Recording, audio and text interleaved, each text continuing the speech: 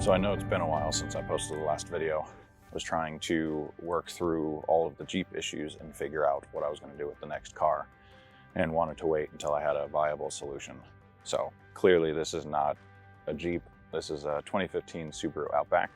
The Jeep itself, the timing gear, just completely obliterated. All of the teeth were ripped off. And when they disassembled the engine, there was heavy metal in all of the oil. So the Gladiator engine is going to be completely replaced, fully under warranty, so it's not going to cost a ton of money out of pocket. It went down January 9th, and as of filming this, it's March 17th. So it's already been about 2 months. So I did some research, and I picked up this 2015 Outback in February in Connecticut. The price of buying it and shipping it up, or driving it up, in the case of what I'm doing right now, is actually cheaper than if I'd bought it in Fairbanks. It's completely bone stock. Hi, good morning. I bought it with 121,000 miles on it. As I mentioned, bought it in Connecticut and drove it down to South Carolina to see some family, drove it out to Texas to see a couple friends, and then made my way up to Utah, which is where we are right now. There's a couple things I've done to it with the help of some very gracious companies and some friends. So I'll give you a quick walk around, and then I'll go through kind of the plan of attack on how we're getting back to Alaska.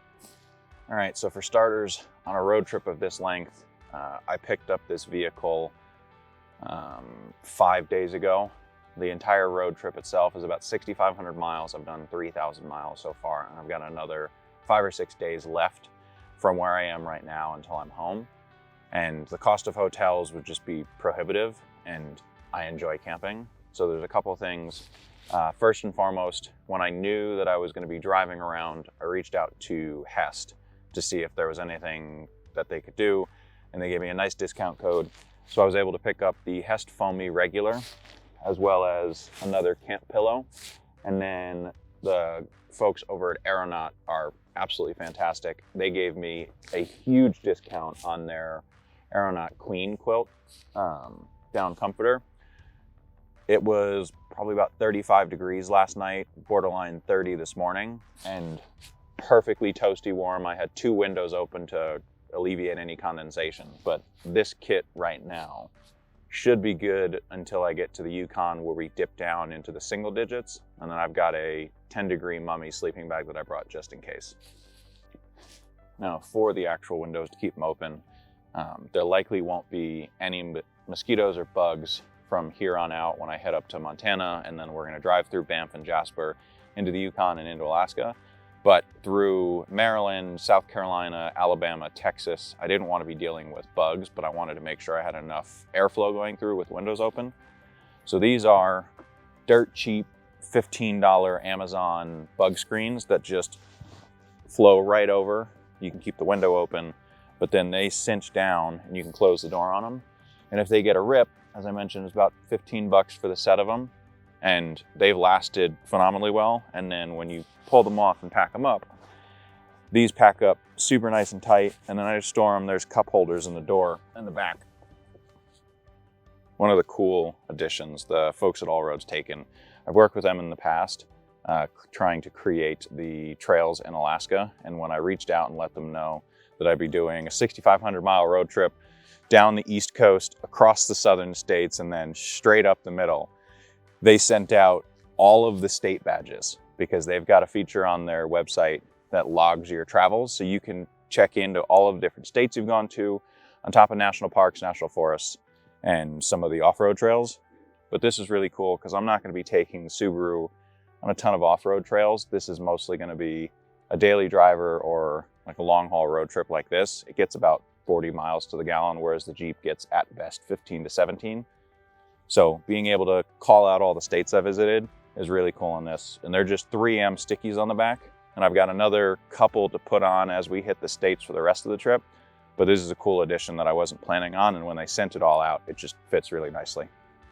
And then one of the biggest surprises, I had posted a photo of one of my campsites at Salmon Glacier over the summer with my Cleanwaste portable toilet, and Cleanwaste reached out and absolutely loved the content. And they offered to send out a full portable toilet system, which is huge. I typically will keep my Cleanwaste in the Gladiator 24/7, just because with the distance on the roads in Alaska, sometimes the pit toilets aren't exactly clean, and it's just nice to have it. So when they offered to send out a brand new one, plus all of their wag bags, plus the shelter and the backpack, it was amazing, because then I didn't need to fly this from Alaska all the way to the Northeast. And it packs up super small, but this is one of those purchases I made myself 3 years ago, and I've used it every camping trip since. It just makes going to the bathroom that much easier. And then all of your waste in the wag bag just gels up, and you just deposit it in any trash receptacle at a gas station, at a rest stop, anything like that. Just drops right in, easy to go. So the plan now is to head back to Fairbanks. I've done the roundabout way, the long way home, if you will, down through South Carolina and into Texas and now Utah. So we've got to do Valley of the Gods, Moab area into Missoula, so that'll be a day. Missoula into like Jasper National Park in Canada, that'll be a day. From there, it's a straight shot up to Liard Hot Springs, and then Liard Hot Springs into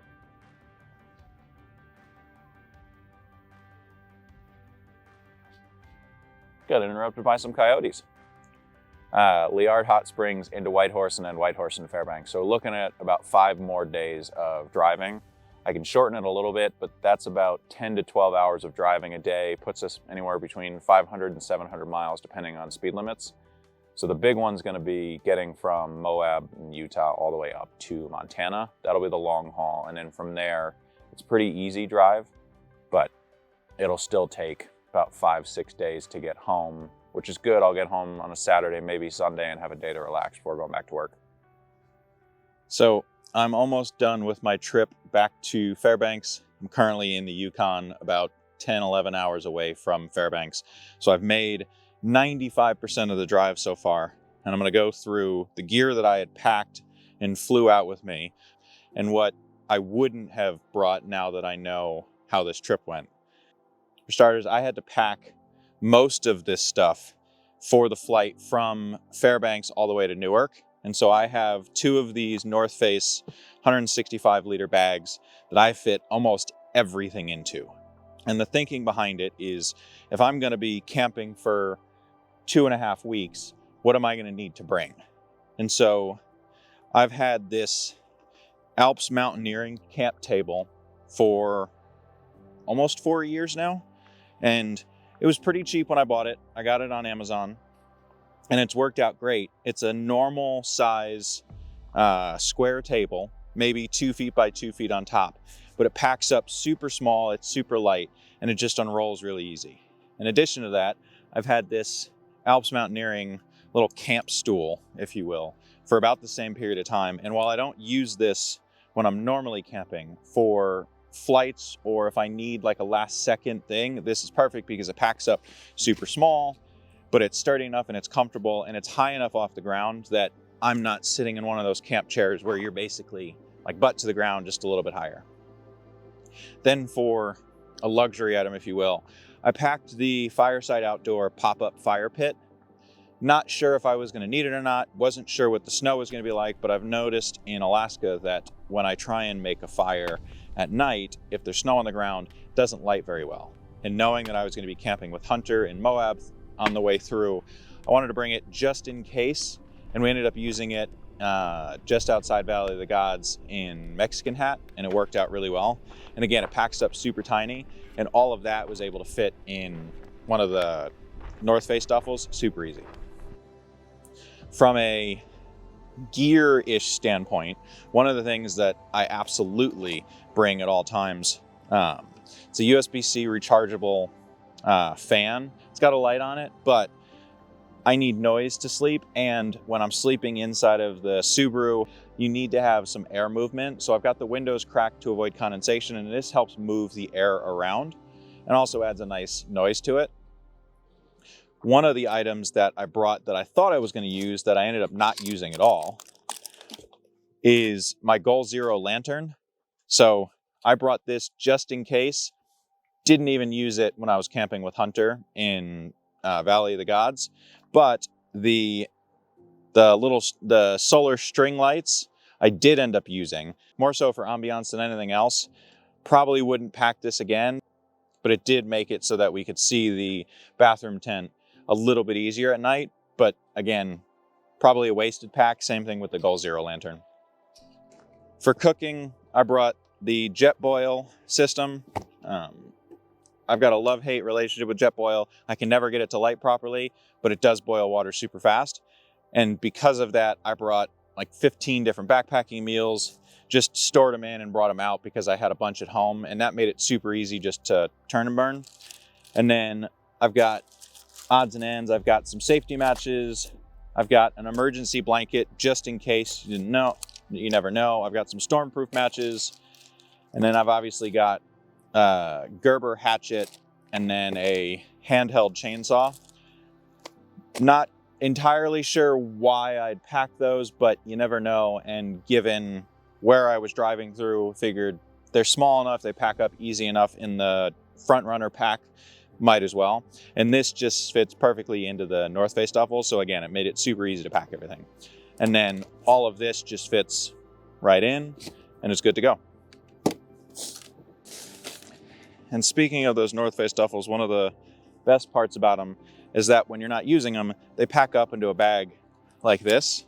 So I've got one duffel still out that's got all my clothes and toiletries and stuff in it. So I'm actually using that stuff bag as my backpacking meal carrier. So this has all of my backpacking meals in it. And then when you were looking at sleeping bags and how am I going to stay warm, I had a couple different options. So I packed a 15-degree Big Agnes Mummy synthetic sleeping bag just as a backup. I hate mummy bags. I enjoy sleeping on my side. I'm a stomach sleeper. So when I picked up the Hest Foamy, I also picked up their single down comforter. And so this is the Hest single down comforter. And at the same time, I'd been looking at the Aeronaut quilts for a while. And so this is the Aeronaut Queen down comforter.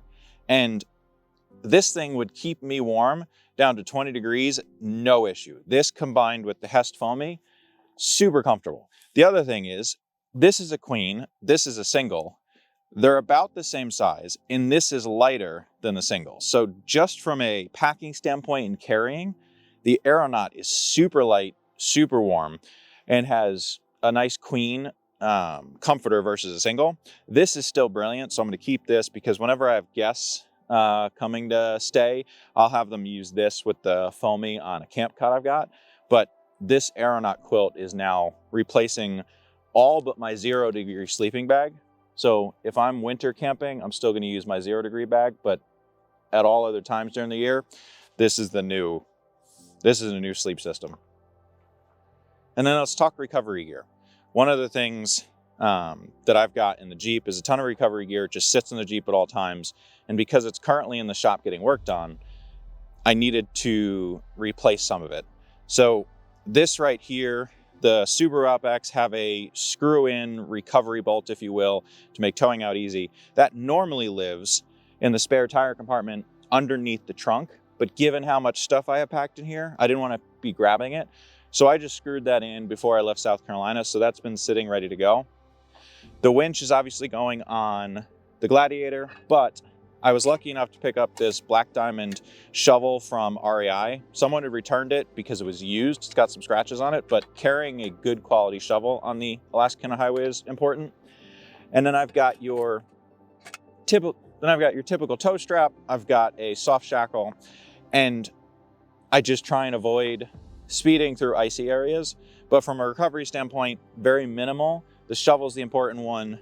Pre-installing this was helpful, and then just having a tow strap and a soft shackle that I picked up from Harbor Freight. And so with this Subaru, this is not going to replace the Jeep.